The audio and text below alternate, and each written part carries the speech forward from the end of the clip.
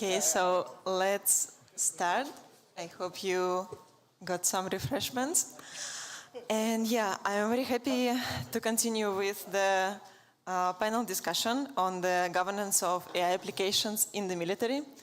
And for this panel today, I am very, very happy to introduce our amazing speakers and panelists. So we have people joining us virtually. I hope we will see them soon on the screen.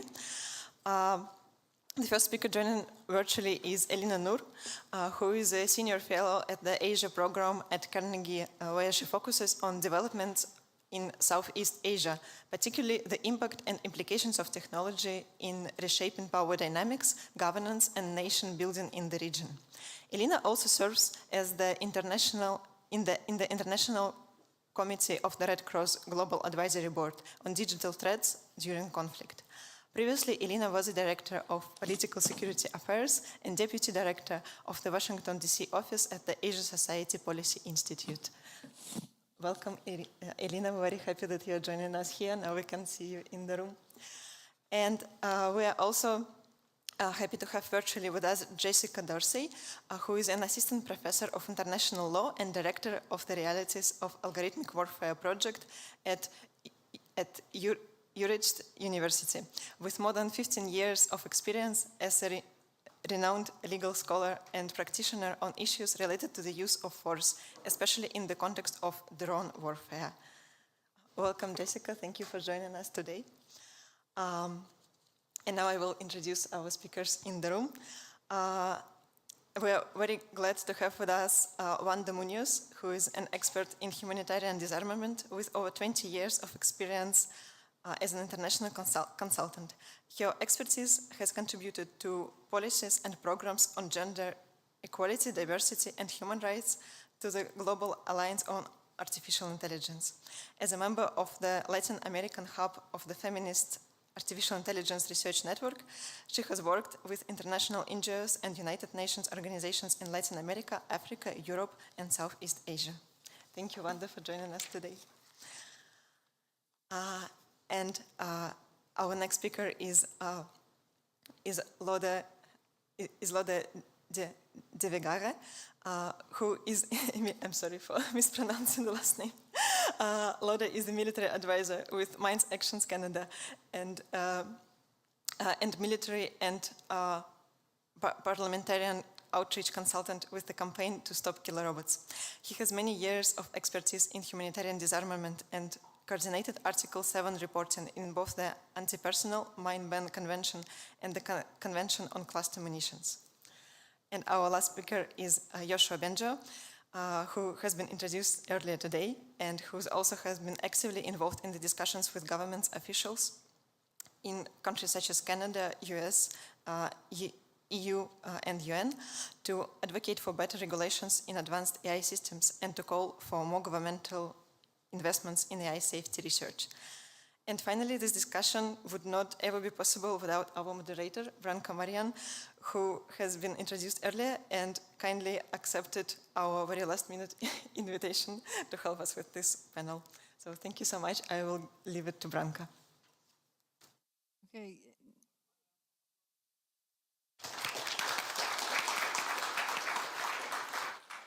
Okay, I think we have an excellent panel ahead of us, and so what would be great to do is to have a first round of about 5 minutes each. If you could just give us sort of your key points on this question, on this panel, and then once we've had that, we'll do a round of questions from me and from the audience, and we'll keep it interactive. So I'm going to start with my list and just go from to Dr. Bengio to start, and then I'm going to turn to Elina after Dr. Bengio. Thank you. I already spoke for 20 minutes, so I don't need to, belabor what I already said. But let me add or clarify a few things. So I'm mostly concerned about the power, in terms of the intellectual power of the AI systems that will be built in the coming years and decades. And the institutions that we have in our societies to protect the public, to manage wars, I don't think are appropriate and sufficient to control the risks that come with these kinds of powerful technologies. And as I mentioned this morning, the two biggest risks are loss of human control and abuse by some individuals or corporations or governments of technology in a way that can be dangerous for everyone else, in particular threatening democracies or threatening the geopolitical stability of the world. And so the question of governance, which I think is what we're supposed to focus on, is extremely important. I'm mostly involved in the questions of governance for corporations, but and that's already hard, and there's a lot of pushback from industry. Big tech is investing in lobbying against any kind of regulatory effort. But in the realm of the military, well, that's even harder because you have issues, as you can imagine, of national security and keeping some information hidden from the public. But how do we reconcile those security needs that the military have, which can be understandable, with the danger of having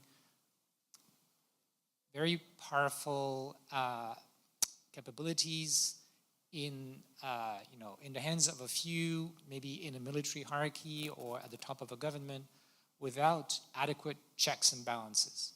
So we need to think about that. We need to think about ways to introduce checks and balances in the military hierarchy itself. I think that's the only way. And I'm not an expert in these things, so I'm just speaking from my intuitions here. For example, you could imagine having civil society committees involved in decision making. Now, they might need to have clearance and, and of course some legal constraints so that they can't, publicly reveal what they learn unless, it is they feel that some principles, for example, of democracy are being violated, or some principles of treaties that countries have accepted are being violated. So I think we need to be creative here. So that's one aspect. The other I've mentioned, so another kind of tool that we can use that I mentioned in my presentation is multilateral governance of these tools. Ultimately, I think that's the safest path if we're going to build AGI or superhuman AI systems. Again, to avoid dangerous concentration of power, a reasonable option is the joint development of these technologies in the hands of, with distributing the power basically across multiple countries. For your information, after the Second World War, in 1947, the US proposed such a deal to the USSR in the case of nuclear weapons. It turned out that the deal didn't go through, and unfortunately, and then it took another 15 years in the 60s before we got the first nuclear treaties.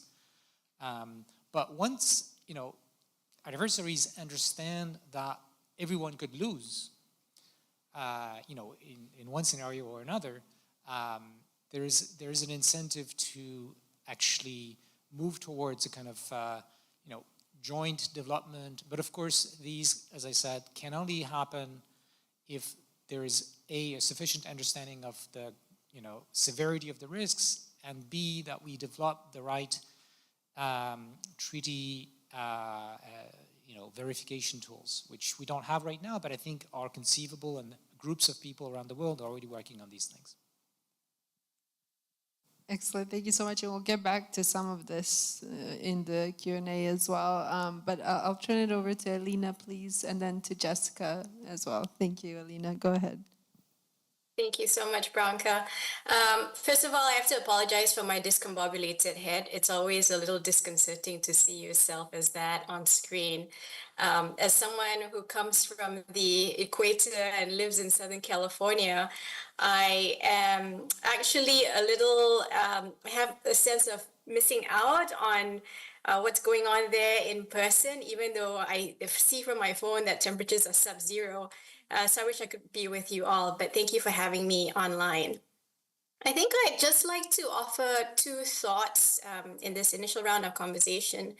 And the first of which is there is a real disjuncture or cognitive dissonance between what we're marketed and between what is really going on the ground that we're seeing unfold in places of conflict, particularly with AI being used in military operations.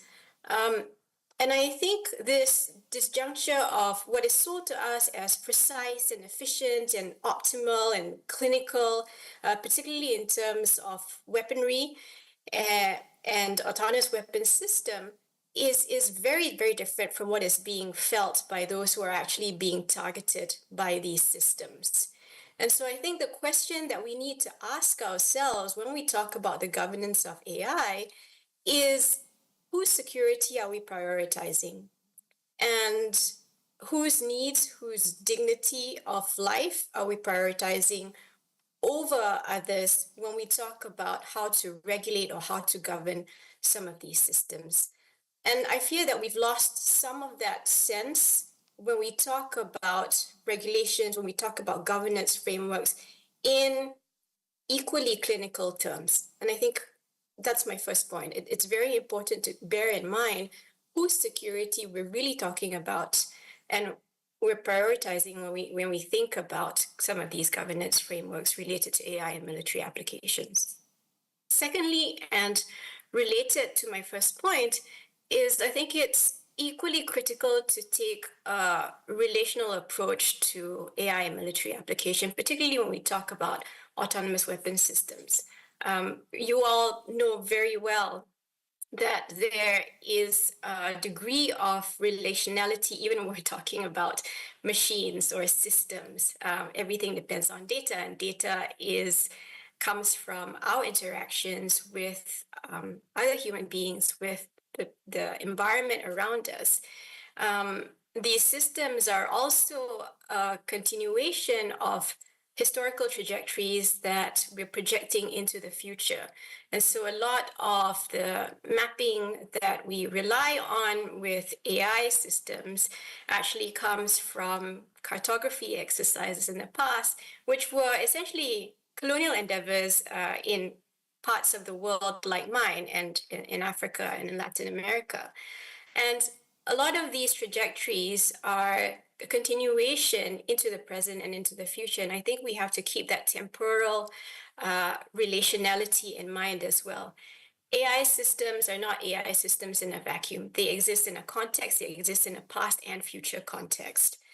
And I think my final sub-point is that when we talk about some of these systems, we also, again, have to bear in mind that what may come across as, safety and security systems, whether it's surveillance or facial recognition, some kind of gait recognition, we have seen, as documented, that a lot of these have downstream effects as well that, again, have clear, present risks and harms to people on the ground.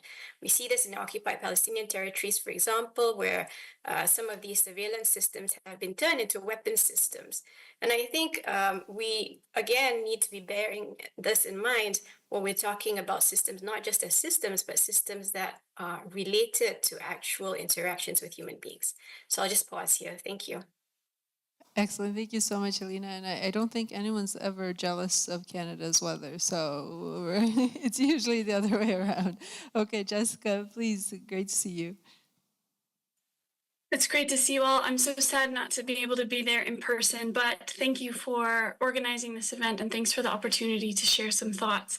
A lot of the points, again, we'll come back to, I think, in the discussion, but just to center some of my remarks, it's almost cliche to say it now, but I will anyways, but AI offers both opportunities and risks in military operations. And that's something from my experience in engaging with military personnel here in the Netherlands, also in the United States.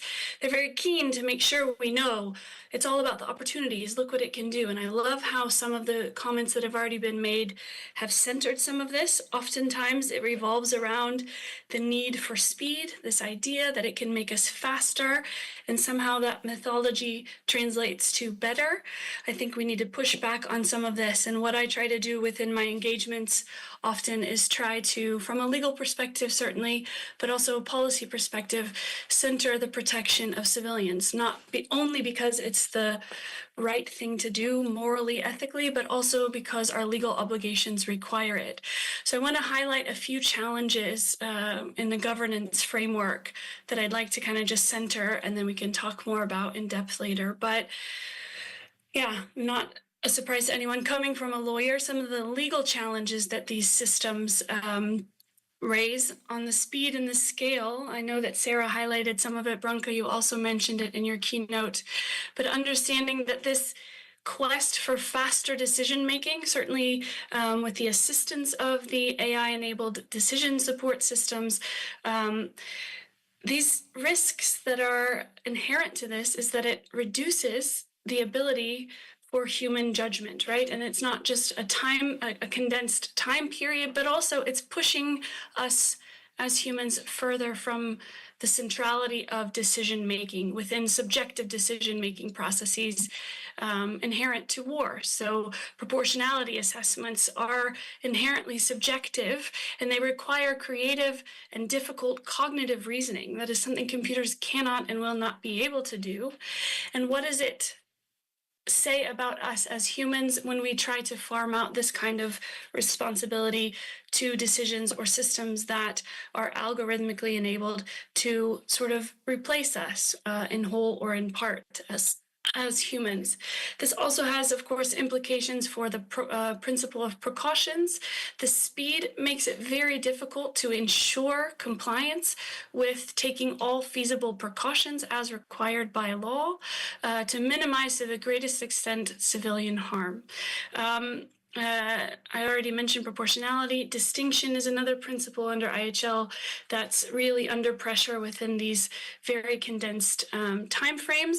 And I think the quest to shorten the OODA loop, so the observe, orient, decide, and act loop, is often why militaries want this kind of technology enabled within their own war fighting, but it may lead to mistakes, especially in very complex urban combat scenarios, and that can ultimately lead to violations of IHL. And we have seen this. I think it's very important what Elina had said. I will echo that. It's so important that we're looking at the realities of how these things are happening on the ground, rather than talking in potentialities, what it could do. Yes, it can reduce civilian harm, perhaps in some particular scenarios, but what we're seeing it actually do is exacerbate civilian harm, and that's a very concerning development from a legal perspective. I think that ICRC's challenges report really highlights the sort of, I call it sort of a bifurcated problem here. The first problem is the protective effect of the law within IHL is being undermined by the way some states are interpreting their obligations, by opening the idea that military necessity can be quite broad and the definition of a civilian can be quite narrow. But then at the same time, if algorithms, and I'm going to quote this directly because I think it's beautifully said, if algorithms are trained in overly permissive targeting rules, the result will be death and destruction among civilians at greater speed and on a larger scale. So that's the second layer of it. It's not just the technology, but it's the, I would dare to say, the bastardization of the protective effects of IHL, very poor interpretation of what's allowed legally, that integrated into speed and scale. So those are problematic.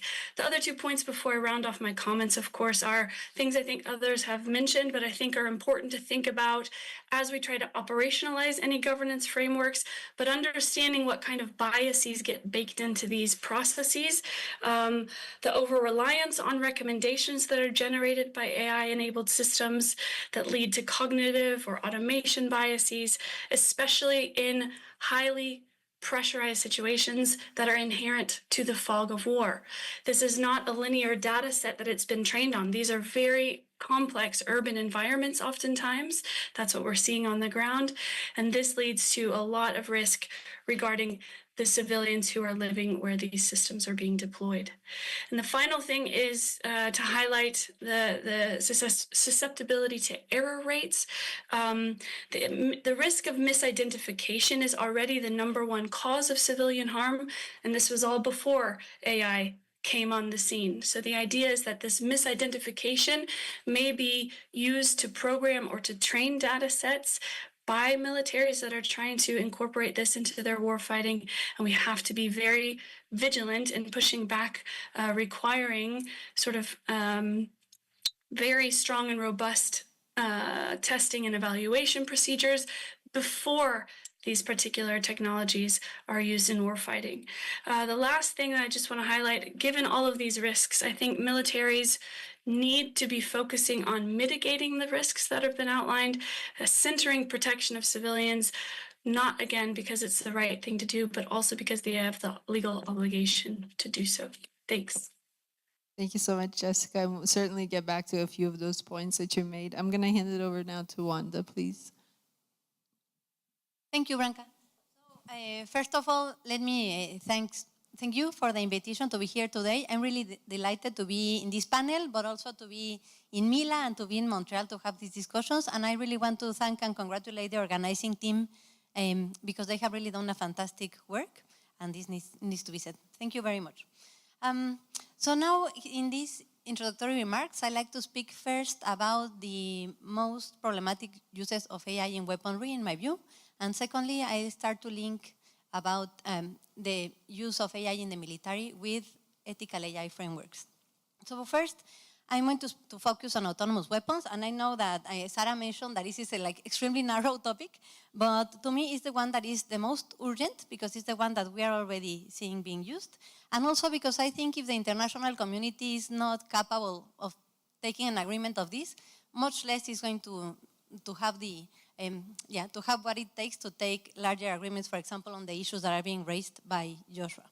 I also want to come back first to the definition of autonomous weapons, that generally it is agreed that are the weapons that select targets and apply force without human intervention, and this is the definition used by the UN Secretary General and the ICRC. And these autonomous functions can practically be incorporated into all weapons. That's why we speak about autonomous weapons systems. I want to insist on this definition, or to start with it, because still today there are some people, including in the tech sector, that dismiss the discussion on autonomous weapons as an issue of concerns because they think that autonomous weapons are, the term is used to refer to like Terminator-like sentient robots, and that's really not what we are talking about. So I just want to warn you about this and to make it more clear what is it that we are talking about, and I will give you some examples. And what I will say in the next couple of minutes, I want to say that I agree with Jessica on the need to really center the protection of civilians. So what I just said concerns autonomous weapons, but I also want to put on the table what has been mentioned before regarding decision support systems that use AI to identify infrastructure or humans as targets, which is very concerning for many other reasons, but the one I will highlight today is that it's the problem that we see with AI in other sectors, that is the over-reliance on recommendation of AI systems that a lot of people just apply without additional analysis. So in a way, I think we could say that decision support systems and the soldier that applies force, basically, we could say that they end up functioning as an autonomous weapon system if the soldier just attacks whatever target has been identified without analyzing if this complies with international humanitarian law or not. And the issue of decision support systems has not been addressed that much as such in the CCW that Branka mentioned, but it is coming up now more on the discussions because of Israeli use of these systems in Gaza. So in this regard, and trying to bring the discussion more to the humanitarian perspective of it, I would like to cite the latest report of the Special Committee to investigate Israeli practices affecting the human rights of Palestinians that says, credible reports indicate that the Israeli military lowered the criteria for selecting targets while increasing their previously accepted ratio of civilian to combatant casualties. These directives reportedly enable the military to use AI systems to rapidly generate tens of thousands of targets, as well as to track targets to their homes, particularly at night when families sheltered together. Reliance on the AI-assisted targeting accelerated decision-making to the point of soldiers reportedly authorizing strikes in a matter of seconds, while the home tracking of targets and night strikes could have disproportionately increased civilian casualties. So this is what we are already seeing. And I want to insist on this because I think particularly when discussing about this with people from AI, and I know it's many of you, but I hope it is not you, the issue is presented as something super technical, and so it's focused on terms like accuracy and efficiency and data. But we're talking about people. And these technologies are already being used with consequences being people being killed, women being mutilated, children being burnt alive. And I think if we are going to talk about AI in the military and particularly in weapons, we need to be discussing about this as well and not present the issue as something very, technical and sanitized, because it is not. And then secondly, and I'll just take 1 minute to talk about the link between autonomous weapons and ethical AI frameworks. And I want to say that to me it's really shocking that so many countries that supposedly champion ethical AI are effectively blocking the launch of negotiations of legally binding instruments on this issue. And it's a choice that contradicts several commitments, such as the UNESCO recommendation of the ethics of AI that says in its recommendation 26, life and death decisions should not be ceded to AI systems.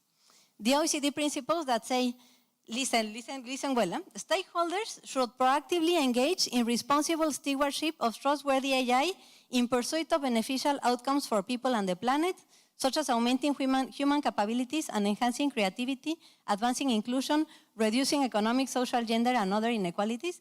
This is great. I mean, I love it. I couldn't agree more, but I need people in the OECD to tell me how this is compatible with using AI to kill more efficiently. It is not. Or is it that these principles apply to citizens of OECD countries, but not to the rest of the world? So I think we are at a point where we really need to be pointing out these inconsistencies that are affecting more the people who are already in awful situations like those in Palestine.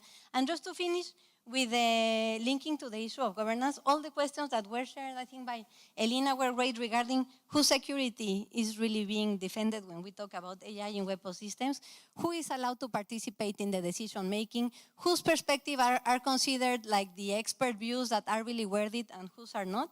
And I also want to come back to something that was mentioned by you, Branka and Joshua, regarding what do we do with like authoritarian regimes.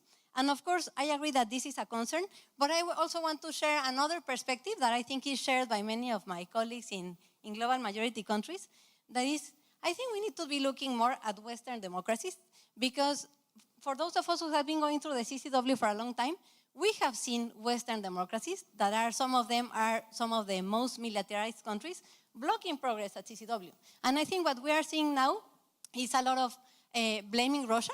And of course, Russia is to blame for blocking the CCW, but it is convenient for many other countries because now instead of having to say publicly, I don't want any regulation on this, they say, if only Russia wanted, but we cannot do it because of Russia. So I think we need to also turn the light onto the Western democracies and see, yeah, we're concerned about that, but what are you doing? Similar with China, we can criticize China for different things, but China actually has been one of the more open countries to a legally binding instrument, whereas some Western democracies are not.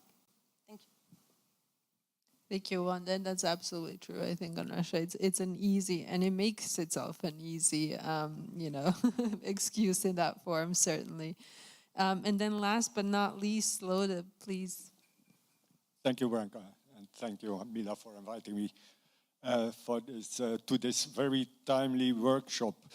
We already heard a lot of challenges and reasons why we should govern the use of artificial intelligence in military systems, and we will discuss it further on. So I would like to limit my introduction to a more personal perspective. I'm one of the many people that discovered autonomous weapon systems and the use of AI in military systems in 2013, 2014, with the foundation of the campaign to stop the killer robots, and the first meeting within the Convention on Certain Conventional Weapons in the UN. And it was a very exciting period at that time. There was something new going on in the CCW, and many people here can confirm it's not the most exciting forum to attend. And now we are 2024. We are 10 years later, so that's why it's timely to have this workshop also to take stock of what has been done in governance 10 years later. And a spoiler alert, not a lot of progress have been done formally on the governance of AI in military systems. I've been an officer in defense forces for 30 years. I was at the Air Force. People are very often surprised to learn that a former military is engaging and activating for governance the ban or the regulation of autonomous weapon systems and artificial intelligence in military systems. Actually, it's not that surprising. I'm from my military background. I can witness that military are very organically attached to international humanitarian law. I have a very strong military ethics when it concerns the application of international humanitarian law and human control in military operations. But still, there's a lot of reluctance within the military to engage in those discussions. And that's where I try to intervene to build a bridge between all stakeholders, let's say, the need from an activation point of view for a regulation on AI and military systems, and the concerns military have or the fears they have on that kind of regulations. A military is always very reluctant when we start talking about limiting or regulating a capability, a military capability. And certainly in this case, we are talking about a very complex issue where there's no clear definition. And I think we will discuss about that later on. But it's almost impossible to have a clear definition on that. And so they don't know where the red line will be drawn. And they are fighting, that's no, sorry for the, but non-intended, but they are fighting for their capabilities. And I think it's very important to build a bridge between both communities. As I said, it's a very complex issue. I'm strongly convinced that we need to regulate AI and military systems and even ban autonomous weapon systems. But we can only achieve that if we get everybody on board. And that's why I think that's a discussion that has to be addressed with an open mind and also in a serene way, including all stakeholders. And of course, I'm talking about the military, but it's not only the military, but because I have my background, but also the academic world, tech world, and that's why just before we started, I read the poster just behind you, and I invite you all to read it. It's very surprising to see a survey within tech students or graduates about their concerns of the use of their research results or work results for military purposes, and I think I was really surprised. In a negative way, I say. But I will keep it over there, and we can discuss during the panel on other issues. Excellent. Maybe we should mention in this room that there's also been discussion about holding the individual tech workers responsible for military AI systems. I know at the University of Waterloo, whenever I talk to tech students, they're always surprised by this. But we won't let it happen. That's not how international law works anyways. So I think Lode mentioned something that I'd like to direct to him and Jessica and Elina, but it's really the question that we've all kind of been talking about today a bit. You know, what are the main challenges to adopting legally binding frameworks on AI in the military domain? Are these non-binding frameworks that we've discussed enough? And if legally binding frameworks are adopted, how do we ensure they're applied? And let me turn first to Jessica here, and then Lode, and then Elina. Yeah, thanks. Well, you ask a lawyer if there should be legally binding stuff, and the lawyer's job is to say, yes, it needs to be legally binding. But more than that, indeed, it's the enforcement question. I think, again, I recall the ICRC's challenges report. It's not just about having the law there. There has to be compliance, and their push at the ICRC in championing compliance is a crucial part. But I think, I don't know, I'm an eternal optimist, and that's why I've been able to continue this work for over a decade and a half. But I'm still looking for little places. But I do see a bleak kind of setting that we're up against right now. Certainly in Europe, the rhetorical framing of, you know, a large-scale combat operation with Russia is, you know, looming at the door, and that's changing, that's shifting very quickly our discussions on these topics. I see, and I'm concerned about the legal frameworks that we already have, let alone any new ones, but certainly the ones that we already have. There is a risk that those are going to be pushed to the fringes. I've seen it happen here in the Netherlands. The idea that our privacy regulations under the GDPR, which I'm very thankful for as a citizen and a resident of a European country, we have a robust privacy framework, but we're hearing a shift in the rhetoric to say, hey, look, we need more space. We need to relax those privacy regulations so that we can shift and adjust in a military way in order to prepare, right? So it's a securitization of the dialogue that I think really concerns me about the current frameworks that we already have. So that is the background, I think, in which we're talking about adopting new frameworks or breathing more life into current existing frameworks. And I think that's really challenging. But I do think, and to dovetail really quickly on Lode's really great points, and I really appreciate the operational perspective.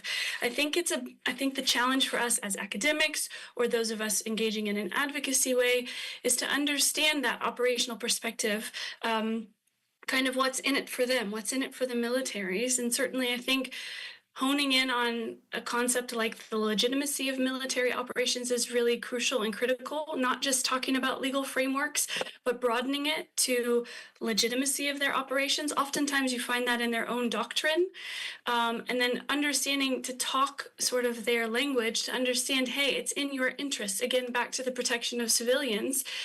That's already inculcated in the legal frameworks that we have.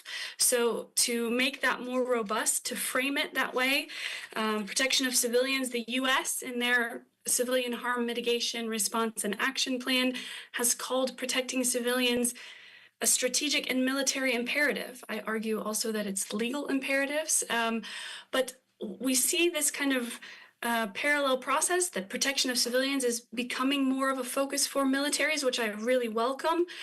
But at the same time, we see this AI-enabled war fighting also on the rise. And what I'm trying to do a lot in my work academically and in an advocacy sort of way or a policy advisor role is make militaries or ask them kindly to look at those two lenses, protection of civilians and military AI at the same time rather than a separate sort of siloing. So I guess I'll leave it there for now, but curious to hear what others think.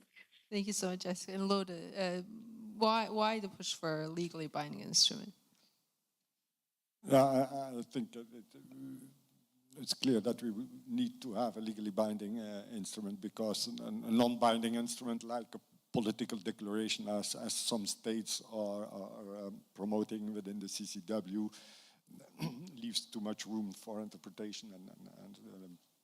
But the challenges for me, excuse me, for a legally binding instrument is about, as I said at the beginning, is the definition. It's a very complex system. We cannot define precisely what an autonomous weapon system is, and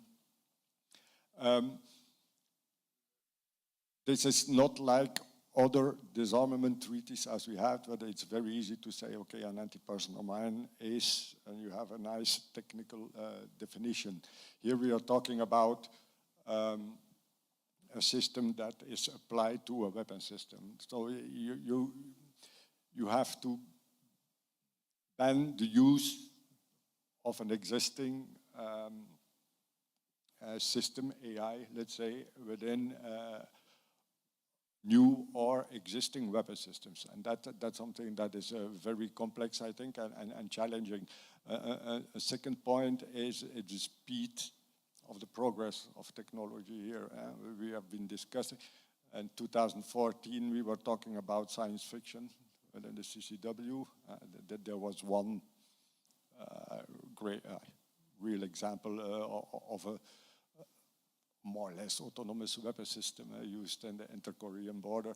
And people were exciting because it's science fiction. Now, 10 years later, it's no longer science fiction, but the diplomatic pace is much slower than the technological progress. So that's also a big challenge in making a future-proof legally binding instrument, because you have to be sure that once your legally binding instrument has been adopted, that it's not obsolete yet at the moment. So I think that's a real challenge. And one of the sub-questions was also on the verification of the application of a legal, or the respect of a legally binding instrument, and that's a challenge, because there, if you look at the disarmament spectrum, there are not a lot of disarmament treaties with a really intrusive verification mechanism. Mostly they are in the mass weapons of mass destruction, the nuclear side, chemical side, but other disarmament treaties, and more particularly humanitarian disarmament treaties, don't have that particular intrusive verification mechanism, and it's more based on international cooperation and trust. So that would also be a challenge to have, and I'm not sure that, I don't think that some states won't be very eager to have an intrusive verification mechanism on that, and I think that's also something that that makes it even more challenging and complex. Yeah, absolutely. The lack of sort of transparency, particularly external transparency, right? Communication among states about the types of systems that are deployed, and how do we even know, right, when a certain system is deployed? Okay, Elina, please. What are your thoughts on this question of binding, non-binding documents? Yeah, I'd like to double click on Jessica's point about enforcement and compliance, and sort of piggyback on Lode's point by bringing up the issue of political will. And I think this is really one of the stumbling blocks. No technologically advanced state is going to want to constrain itself in terms of future innovation. We've heard from Sarah that, you know, some mundane data processing tasks may have unknown ripple effects downstream. And I don't think states that are at the forefront, at cutting edge of some of these systems, are going to want to legally bind themselves to unknown consequences later on. The other hurdle, of course, is bringing on or bringing along most of the world, which is this point that you brought up, Branka, in your speech earlier. As you pointed out, political declarations like the one that the US tabled have mainly attracted, what was it that you used the term, is it like-minded and somewhat like-minded? And I think it's very telling that that is the case, that the global majority has not signed on to even some of these basic commitments, political commitments, because I think the geopolitical reality that we're seeing is that these states that are bringing up these political declarations are themselves some of the most egregious violators of what they've committed themselves to. And I think this hypocrisy that we're seeing in very stark real terms has turned off many in other parts of the world that are also at the receiving end of some of these systems being tested. So, I mean, the points that I would make are one, political will, and two, this buy-in from most of the world that are prohibiting or are being stumbling blocks to legally binding mechanisms. Thank you so much, Elina. And that nicely kind of dovetails on what I wanted to ask Wanda and Yoshua, and you've all kind of touched on it a bit, which is the question of whose rights are made vulnerable and which harms become plausible and whose interests are advanced if we continue with specific rules that establish what is legal or not regarding the use of AI in the military domain. And Wanda, why don't I start with you and then I'll turn to Yoshua. Thank you, Branka. First, just allow me to take a few seconds because I want to respectfully disagree with you, Lode, that you were saying that autonomous weapons are difficult to define, right? But my perspective is that they are not difficult to define, but that some countries say they are difficult to define to block progress. So a lot of the countries that we hear at CCW say, like we could start negotiations if only we know what we are talking about, but we do not know what we're talking about. And we have been talking about this since 2013, so I think it's fairly clear that the issue is with selection and engagement of targets. And if you don't want to call it autonomous weapons, you can call it something else, but I think the concern of most of the people in the room is selection and engagement of targets. So I think it's important to focus on these are the issues of concern, and then let's not start from what is autonomous weapons. I have 27 definitions, but this is what we need to address and take it from there. So I just wanted to offer that different perspective. Regarding the harms, I think there's many harms that unfortunately are plausible or are already happening. And I'll just mention quickly three. The increased civilian harm under the disguise that AI help attacks be more precise. Disproportionate harm against already marginalized populations, and I'll explain that a little bit more. And I think we haven't touched enough this morning on the difficulties that using AI for targeting could bring in terms of access to justice. So we already see that victims of war crimes have enormous hurdles to access justice, accountability, remedy, and reparation for violations of international humanitarian law. On the other hand, we see already that there are not really mechanisms that exist today for victims of harms caused by AI applications to access accountability. And so in autonomous weapons, you find this lack of accountability in AI with this lack of accountability in military operations. So this is also a huge issue. And regarding whose rights would be affected most, I think it's a very important issue because I think the different perspectives on how governance should look like come from, frankly, from some giving more value to the life of some and less value to the life of others. Let me give you one example. First, I think when we talk about this, we need to recognize the impact that the harms of AI, when these occur in the civilian sector, harm who? The marginalized populations the most. So it's people of color, women, migrants, persons with disabilities.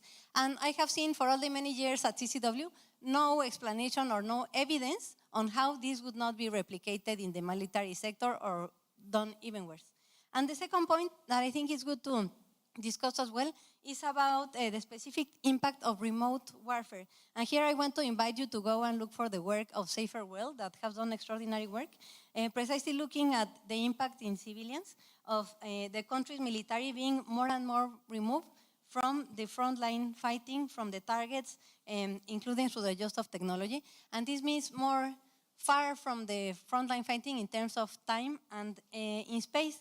And here I won't go into the detail, I just encourage you to look for that, but there's a very specific impact, particularly for young persons, for women, for children, and this has been examined specifically with drones, and so victims can explain how they are particularly traumatized because of the fear of attacks with drones that appear from nowhere, that kill when you expect them the least, and that choose to kill you for unknown reasons. So I think autonomous weapons would be one more means of remote warfare that we, do not need in this world.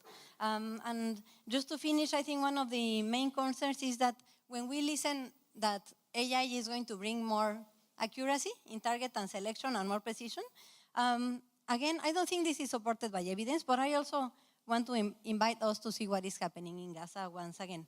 The UN Special Rapporteur on the Right to Housing said, 6 months into the current military offensive, more housing and civilian infrastructure has now been destroyed in Gaza as a percentage compared to any conflict in memory.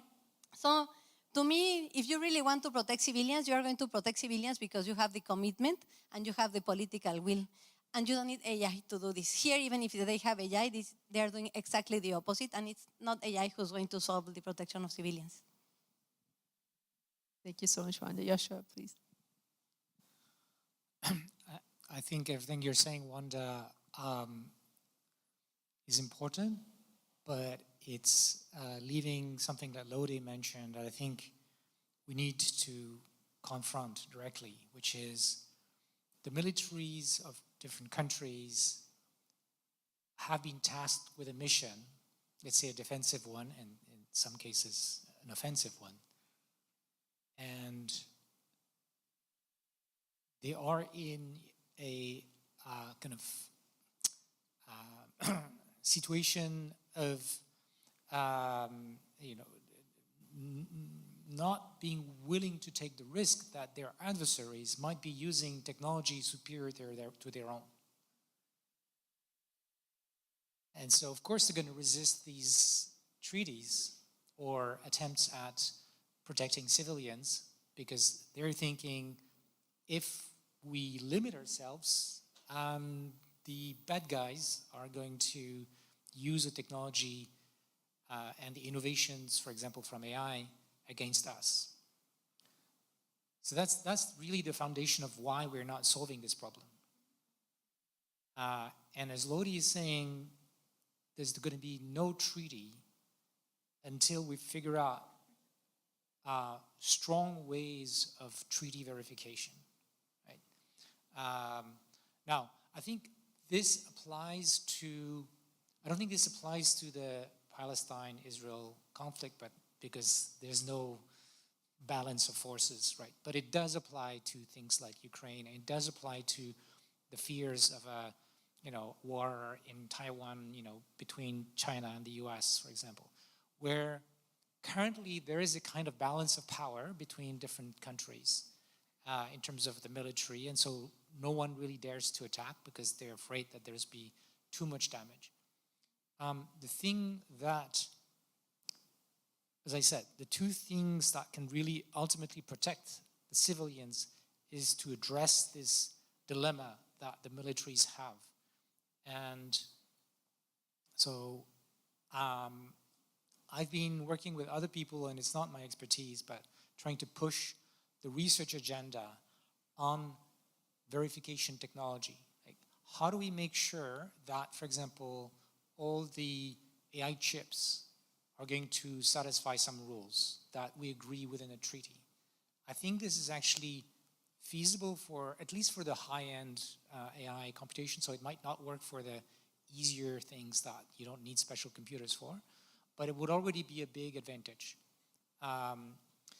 And it's interesting to know that there is a very limited, constrained pipeline of production of these chips. And so actually the West controls this full pipeline right now, and the Chinese are building their own, but it's going to take them another 5 or 10 years. And so there's a chance in the coming 5 to 10 years to come up with agreements on how to design those chips so that they can't be used, outside of the boundaries of some treaties. Otherwise, I don't think we're going to solve the humanitarian issues if we don't also address the concerns that the militaries have. Okay, and then that does get to this question that point that Yoshua made before, but I want to ask it maybe to Elina first, which is the question of what would be plausible military and geopolitical implications of advances in AI capabilities by some AI labs leading to broadly sort of human level capabilities or beyond. Elina, what do you think would be sort of the geopolitical and military fallout of this? Yeah, I think we're already seeing some iteration of that, and that is more of a tiered and fragmented world between the between technological haves and have-nots. I think what we'll see as well is going to Yoshua's point about chips and kind of the supply chain of some of these systems, is that some countries will be relegated or they will voluntarily take up the task of providing some of these chips, maybe not at the high end, since there are only a few suppliers who can produce those kinds of sophisticated chips. But my own country, Malaysia, produces some or contributes some 13% of the assembly, packaging, and testing of semiconductor chips. And my part of the world in Southeast Asia sees some of these innovations as an opportunity to grow their economy. So I think what we'll see is that as some of these militaries in the world get more advanced, some of the others will be content to or be resigned to playing kind of a more supporting role. But it also does mean, as geopolitical rivalries sharpen, that countries will be forced into making choices that they would ordinarily not want to make. And we're already seeing this in Southeast Asia very sharply. Thank you, Elina. And Yoshua, I mean, what a privilege to ask you this question. Is it all dystopian from here on in? If we don't rein in the most powerful AI systems that may be coming in some unknown number of years, yes, it is dystopians. Because I think it's hard to imagine how much of a revolution in technology and science and social kind of stability machines at the level of human intelligence or more could bring. It's hard for us to imagine that. It's very hard. Like, we are so immersed in the present and thinking, we could have machines smarter than us in a few years or decades is, we discard it as science fiction. But it is potentially huge benefits, but the risks are way larger. And so from the precautionary principle and just simple reason, we should not be going at it in the way that we're doing now, which is based on competition between corporations and competition between countries. So one thing I want to say about AI in the military and lethal autonomous weapons is that I think most people are focusing on AI as being the object that is, part of a weapon, but it doesn't have to be that way, okay? AI might have transformative effects as a tool to design weapons. So think about biological weapons, for example. It's not that the AI itself is killing. It is that it's allowing people to build things that will kill billions of people, right? And that's just an example, but we should also include those risks, not just the AI on the battlefield, but how AI can help the militaries design weapons, or even terrorists design weapons that can be extremely lethal, potentially leading to extinction of humanity. Well, thank you so much. I'm usually the most dystopian one, so it's nice to have others around. Lode, militaries are not famous for wanting to give up control. The military chain of command, they don't give up control easily. So what would the implications of this AGI or near human level capabilities, what would be the implications for the military be? Yeah, it's good to say that military don't. I always say in discussions also, no one commander wants to give out the control on a system or on an operation to a robot, to keep it simple. But on the other hand, they see, of course, a lot of impacts and advantages of AI in the way they lead the operations and they execute them. But in the keynotes, we already talked about that, the operational speed that will go up because decisions will be made faster. Of course, you have the risk of a greater escalation or a quicker resolution of the operations. We will face an arms race. We could face an arms race, of course, and where states who have the capabilities will strive for technological superiority, which means that they also will have a military superiority on their other states or on their enemies.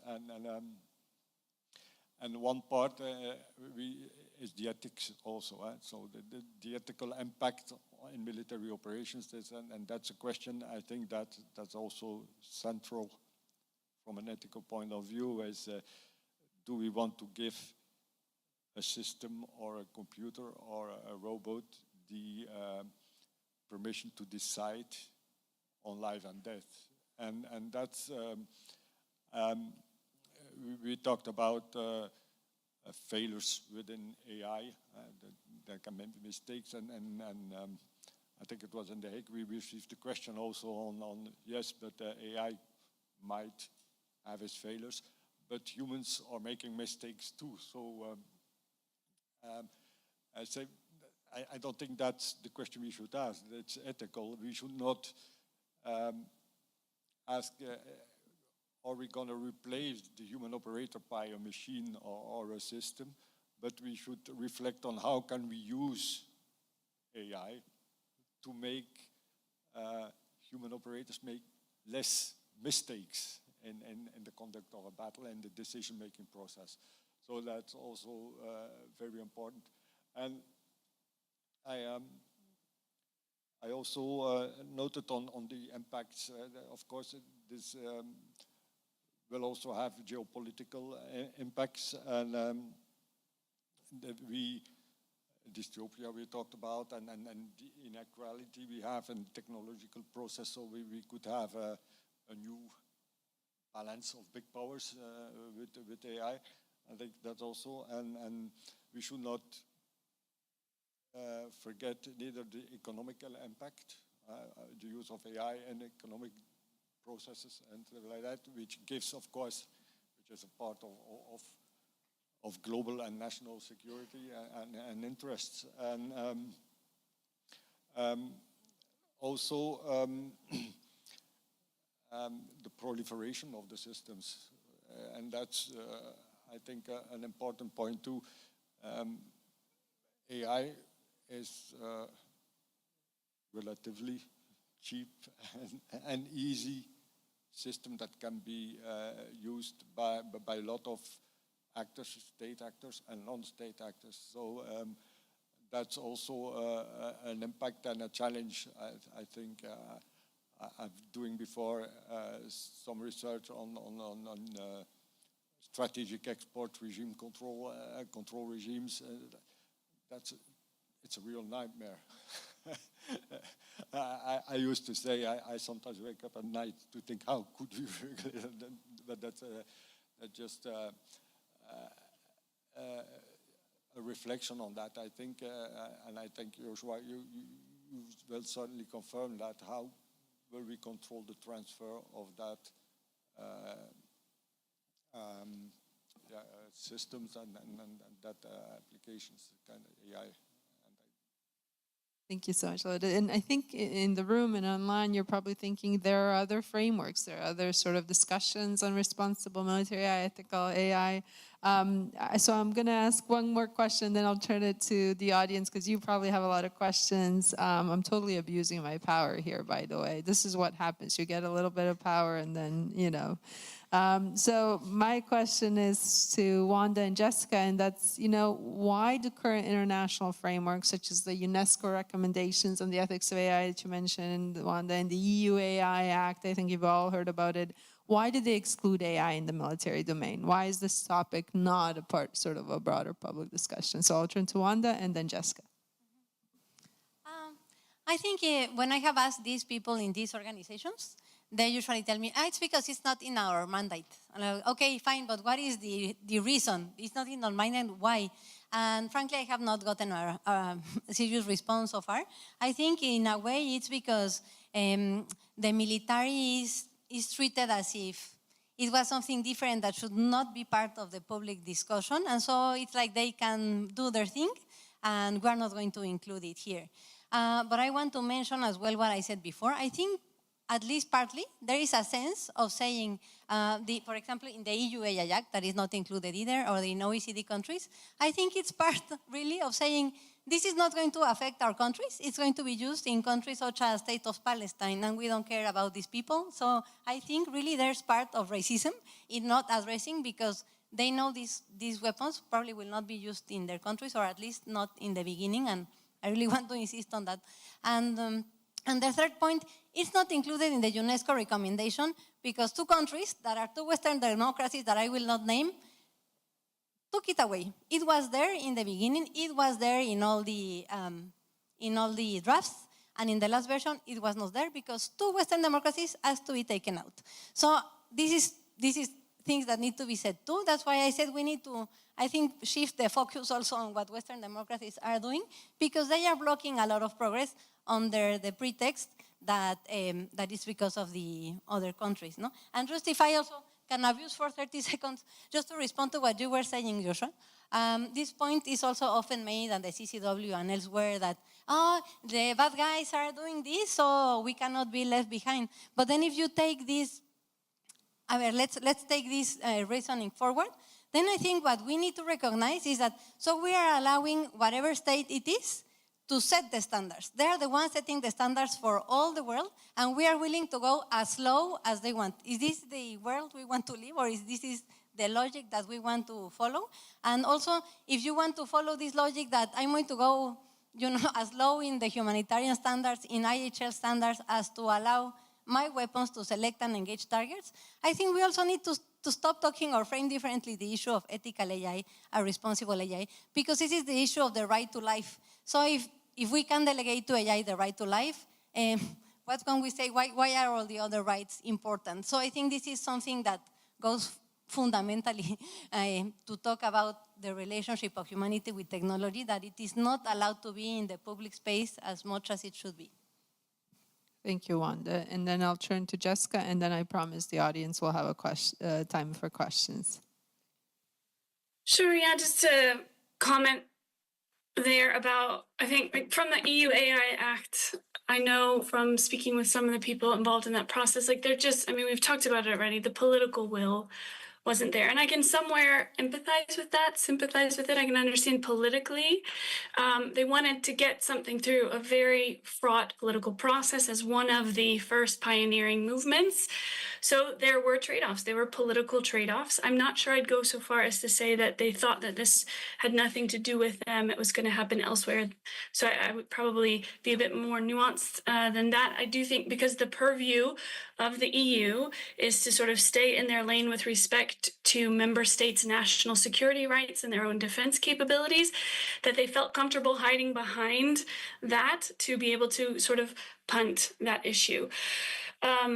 I think that is a bad reading of it. I think that was like not, nobody's really asking me from the EU what I really think about it. But in case, now that I have a stage or a podium here to say it, I think that is a really weak argument for two reasons. The first one is these technologies, of course, have cross-border impacts that requires coordinated oversight, okay, so exist. And then the second one is the existing EU defense initiatives, like European defense funds, show already that member states can collaborate effectively on security challenges. So I think that's kind of falling away, which may mean we see a resurgence in EU legislative capabilities. But I think being ever the optimist, what we can pick up from something that I think is really useful and helpful within the EU AI Act is the risk analysis framework, so that can be something we can adopt. And we are seeing efforts in the governance space of military AI to use the risk assessment framework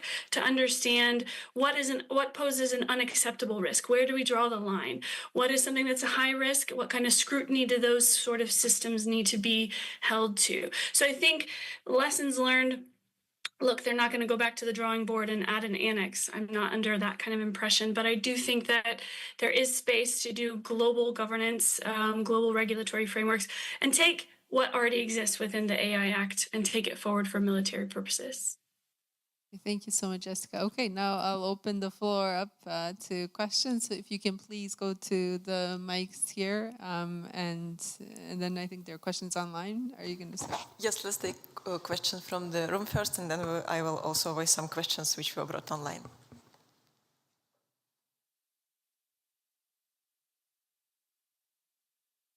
Hi. Okay, is this on? Take some hot water because No, it's on. Sorry, about the last question. Thank you.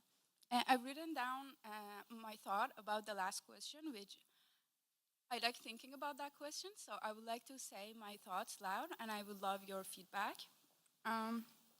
Okay, so the question is, why not eager to use AI right now? My opinion is that it makes sense. AI is not as trustworthy and explainable right now. There is a lot we can't grasp or control yet when it comes to AI and its real-world performance and applications. When it comes to the military, which has the power to change or eradicate the lives of thousands of people in a glance, it's only responsible and logical of us to not jump into integrating such an underexplored source of power into military. We are gonna get there, but I hope we don't jump the gun and be responsible about it, because we do not need another atomic bomb story. That's it. Okay. Maybe we'll take a couple. I'll take this one first, and then one online, and then another one in the room, and then we'll direct. And I'm asking the panelists here to remember the questions as well. I'll summarize. Thank you. Thank you so much. I will read the most upvoted question online. Someone is asking that there has been a lot of discussion around regulating against over-reliance, but in reality, the biggest risk is bad actors with ill intentions, for example, Israel. Okay, so there's a bad actors question. Okay, and then did you want to have another one from the room? And then I'll turn to the panel to answer very maybe briefly. And I'll repeat it, Lode. Yeah.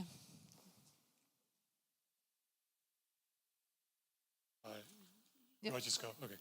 Yeah, so there's a bill being considered in the U.S. Senate to ban AI control of nuclear weapons. And then the U.S. and China also just tentatively agreed to have a similar, possibly unbinding policy. If we are forced to ban or regulate AI by category, what's the next obvious category other than nukes controlled by AI to do? Okay, excellent. Thank you so much. So let's answer that as a group. The first one is, the first question was about integrating AI that's sort of not ready yet into the military domain, a reflection there. And then the second question was online about sort of the bad actors taking some of this. And then the third question being about, the highest risk categorization. I think, Jessica, there you were talking about highest risk, unacceptable risk. Nukes clearly there. What else should be there? And I'll go through the panel. So I'll go to Yoshua, then Lode and Wanda, and then turn online.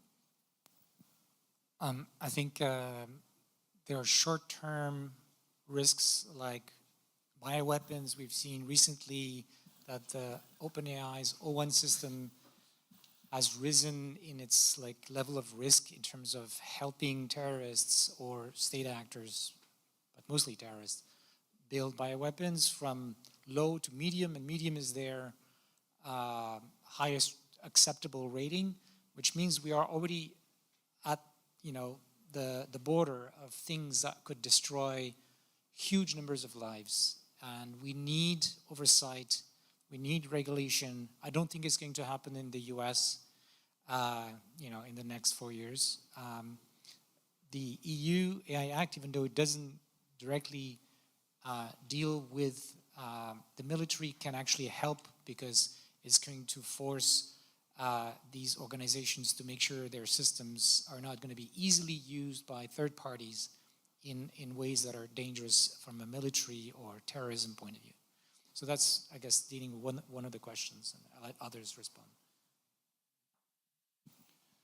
Yeah, one of the impacts also from a previous question is that we are seeing military systems as weapon systems, but also AI used in cyber attacks, and that's where non-state actors intervene more easily.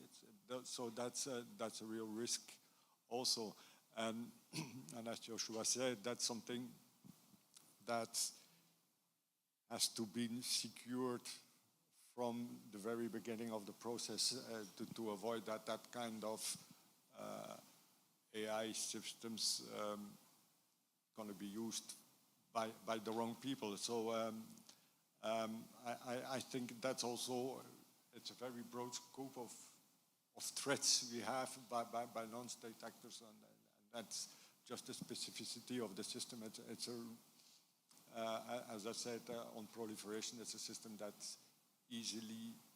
can easily be acquired by non-state actors and used. And thank you all for being very quick. Wanda? Yes, just quickly regarding the question on risk and Jessica's comment on the risk approach to the EU AI Act, I also want to say to problematize this and say that, by now I like to problematize stuff, but because the approach that is based on risks has also been very questioned and is not necessarily the most useful in this case. There's other ways that this can be approached, and one is based on rights. So the outcome is going to be different if you look at the risks and who decides what risks exist, who decides what is unacceptable. The risks are different for different sets of population, whereas if you approach the discussion based on rights and on human rights, it's going to be, I think, more inclusive. I want to mention that. The question that was on over-reliance, there has been a focus on over-reliance, but isn't the problem bad actors with ill intentions? I think the problem is bad actors with ill intentions, but because we cannot regulate ill intentions, we need to focus on the governance of what can really be regulated, prohibited, and where we can have accountability. And just there is a question on how do I know that that military AI is based on racial bias. Yeah, I'm not saying that the use of AI in the military is based on racial bias. I'm saying that because there is racial bias that is still pervasive in AI in the civilian sector, this would possibly be replicated as well in the military domain. And there's a lot of documentation on this bias that you can look for. Okay, and then I'll turn to Jessica and then Elina. Hi, yeah, thanks. Just to clarify on the AI Act, it is a risk-based analysis, but it's a risk to fundamental rights. So indeed, it incorporates the human rights framework and about what poses a risk to those fundamental rights. So just to clarify.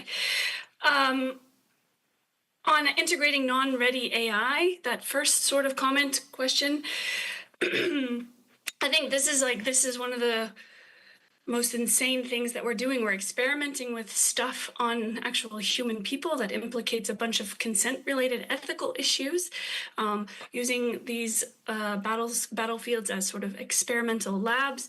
It's quite gruesome and dark if you go down that path, but that's what we're seeing, and we're sort of generally accepting of this. This is where the big tech companies are getting some of their marketing material, and around we go. And I think we've got to be very vigilant, again, in pushing back on this kind of stuff. If it's not ready in any other sector, in any products liability, in medicine, in pharmaceuticals, in, the first time we had an accident with a self-driving car, we pulled it off the road and we need to regulate it to its teeth. But here we're in a very high-risk environment with people's lives on the line, and we're being experimental with it. These are fundamental questions we've got to push back on. The last thing on the bad actors question, there are always bad actors and always good actors. As a lawyer, I don't really know what that means, just because the law, we have the sort of the luxury of being value neutral, right? It's irrespective of a bad actor or intentions of, the law is equally applicable to all parties, right? So why it's so important to champion compliance and demand that from a political level of ourselves, of our allies, of all parties to all conflicts. Like, there is a lot of ground that should be gained in doing just that, because without that as just a baseline, again, IHL is a floor and not a ceiling, but understanding and respecting the object and purpose of these laws and going back to basics and understanding that that was about protecting civilians and minimizing harm to the greatest extent possible to civilians who are not implicated in war. That is why we developed this robust framework of law over the last 75 years. I'll keep it there, but happy to continue the discussion via email There's or a otherwise. huge lineup of people ask questions, and I'm already into our lunchtime. Elina, please, and then we'll see how much room I'm given by the powers that be. Pressure's on. So I think on the trialing of some of these systems, I want to return to my earlier point about really questioning some of the marketing pitches that we've seen, right? Because when some of these weapon systems are marketed as battle tested, the questions we need to be asking are, who are they being tested on? What counts as effective systems? And, I think what we're seeing right now in conflict zones is what counts as effective is the kill rate or destruction rate. And that says something about some of these systems and our value, the values that we accord to these systems. On the point about bad actors, I want to echo what has been said, always bad actors all the time. And I think this gets to the point about this lack of political will. I think for most of the world that sees these political declarations, because that's all we have right now, these are necessary but insufficient. And I was just looking at some of the measures in the US political declaration that was tabled, the point about states proactively taking steps to counter unintended bias. How do we know if bias is intended or unintended in the first place? And I think some of these questions deserve greater deconstructing and unpacking. Thanks. Thank you so much, Elina. Okay, Alexandra, what are you giving us? I would say let's take maybe several more questions in the room, but let's keep them really quick, and as we do with the previous one, so several questions we take and then panelists answer and we will finish it there. So the first one is from David. Okay. Hi, thanks guys.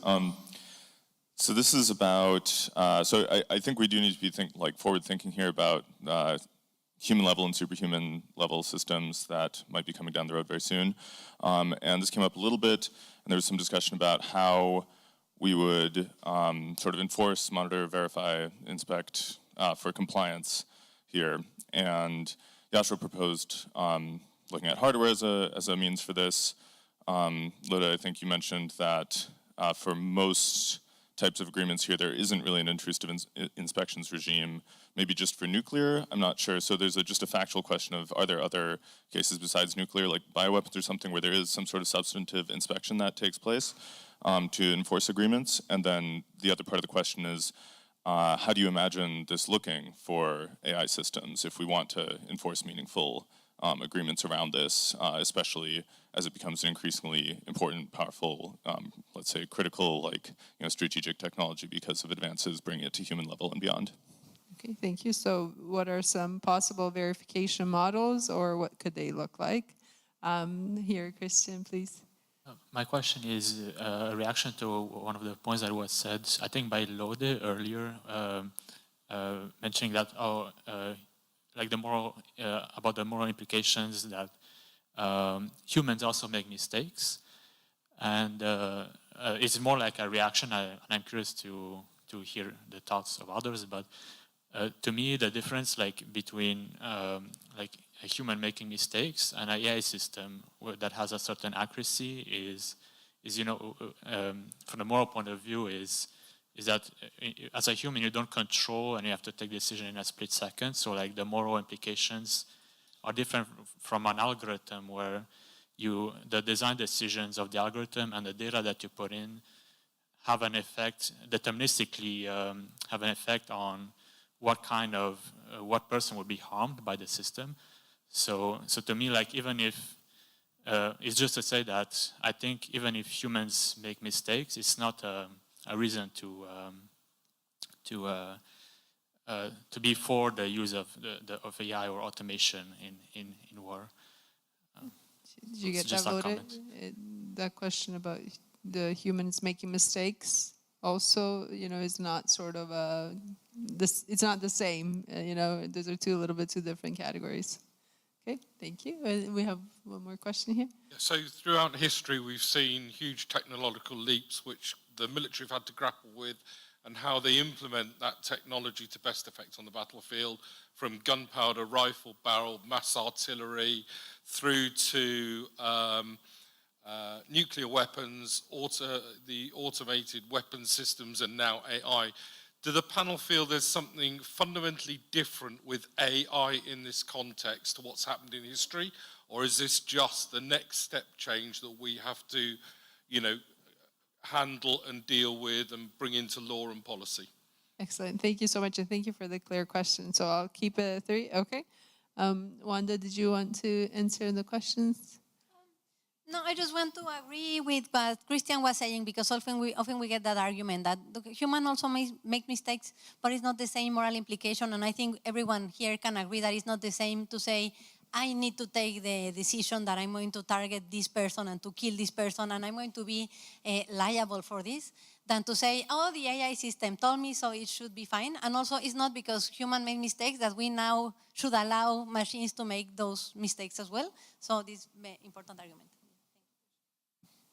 I agree with that, and just so people know, right now, we don't have a clear perspective on how we could build AI systems, even super intelligent, that would be able to apply the kind of moral norms that we have in our society. I want to go back to the question about in what ways is AI different from other technologies. I don't think we've ever built yet, but this is where we are going, tools that can become agents and have their own intentions, their own goals, and potentially be smarter than us. Like, it's just a different ballgame. And related to David's point, I agree that verification is going to be a challenge, and we just have to do our best to limit the power of harm that the systems of the future will have. And I don't know what is the right solution. You've been advocating for something stronger than what I'm talking about, and maybe this is the right approach. I think we just have to put more of our minds of how do we limit the potential kind of catastrophic outcomes that these systems could produce in the military or in other areas. Yeah, on the verification process, indeed, we could go the way of the other humanitarian disarmament treaties and focus on transparency measures as they are. So in other humanitarian disarmament treaty states are bound to submit an annual report where they say how they comply with the treaty. Of course, as I said, those treaties are based on mutual assistance or international cooperation on faith, and that's for those systems working well because it's very technical. You can very well explain and verify through the reports what's happening. AI is different, of course, and I don't think, of course, transparency also needs faith from everybody, and I think we are in a very sensible subject when it's about technological progress and AI. So I don't think that's going to work. It should be combined with, and I think what Yoshua told me on an integrated verification within the production process is one way. There might be other ones, but I'm not technically formed, educated, so I don't know what's possible, but I think that's that's certainly a way to go. And I joined also Yoshua on the evolution, what's different with AI on the battlefield. It's because we don't know what it is and what it's capable of. and that's something there's a huge unknown area. And I think that's also, we can say scaring at some point of view. Okay, and then I'll turn to Elina and then Jessica. Yeah, I think on the continuity or change question, and I agree, there are all sorts of fundamentally problematic questions about transparency of the decision-making process, as well as the accountability of those decisions when it comes to AI systems. But in a sense, it's also a continuation of past technologies that have been used in warfare, as you rightly pointed out. And I think one of the most prominent examples of this is that, you look at where these systems have been tested, who they've been tested on, nuclear weapons tested in the Pacific Islands, for example, Agent Orange in Vietnam, and now AI systems in places like Gaza and Ukraine. And there's a continuing trajectory of some of the most vulnerable populations who have nothing to do with any of these conflicts, are some of the most technologically unadvanced populations who still bear the brunt of some of these systems decades on. And so there is a bit of that continuity as well that we have to bear in mind. Thank you so much, Elina. And then Jessica.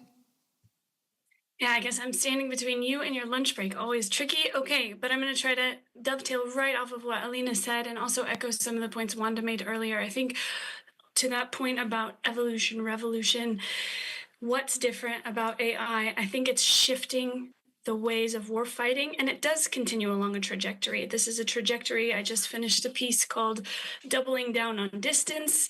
It's basically adding a new layer of remoteness. So indeed, echoing Wanda's point, drone warfare, the global war on terror, the distancing, this quest for precision and perfecting war, which is just not possible, but yet we use that as a political mantra to kind of march toward this. And indeed, this is happening. We see it shifting, specifically the way proportionality is assessed.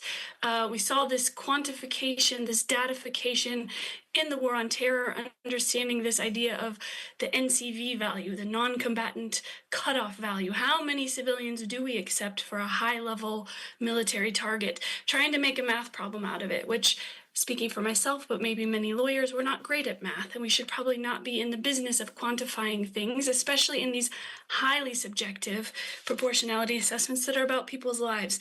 This quantification, this datification feeds into this mythology of precision, which I think is then exacerbated by these algorithmic modalities. And that also feeds into the process of dehumanization.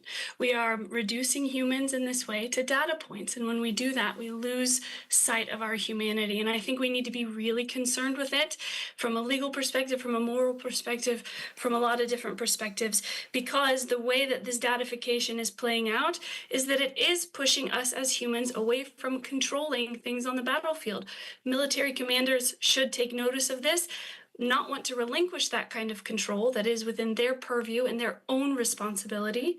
And yeah, I just want to leave it there on that hopeful note that we can take back control by demanding compliance with law. Thanks. Thank you so much, Jessica. And you might be surprised that someone in agreement with you is the former United States Chairman of the Joint Chiefs of Staff, Mark Milley, who said that there are no wonder weapons and the war is still messy and problematic. And that, I think very much echoing what you were saying earlier. Thank you for being so lovely and such a great audience. And I know people are probably hungry. If you have questions, please approach the panelists or message them. I'm sure they'll be more than happy to follow up if you didn't get a chance to ask your question. And then I'll hand over to Alexandra. Thank you. Thank you so much for this amazing discussion. Thank you so much to all our speakers who joined in person, online, to our moderator. And yeah, unfortunately we went over time and Yoshua had to leave a bit earlier, but let's just give one round of applause to everyone for this discussion.